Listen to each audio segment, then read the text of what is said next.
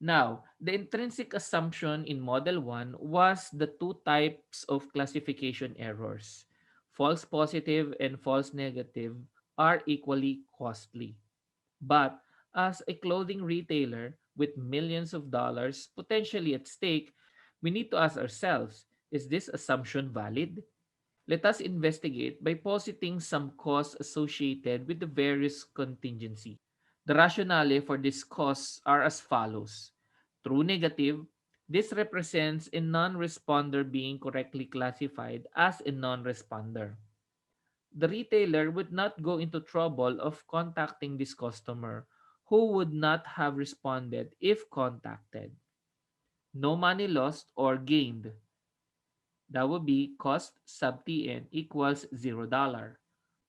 For false positive, this represents a non-responder being incorrectly classified as a responder. This is not a very serious error for the retailer as the cost of contacting each customer by phone and with a mail is say $10 or the cost sub FP equals to $10. For the false negative, this represents a positive responder being incorrectly classified as a non-responder. Sad, but no costs directly incur. So cost sub Fn equals $0. For the true positive, this represents a positive responder being correctly classified as a positive responder. The retailer would contact this customer and the customer would have come and spent an average, say, $40.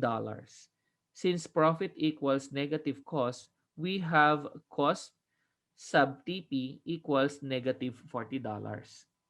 We may add $40 across the bottom row and then divide all sales by $10 so that our adjusted cost matrix becomes the table in the next slide.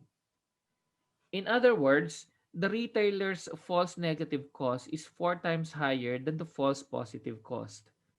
So, clearly, Model 1's assumption that the two errors are equally costly is invalid.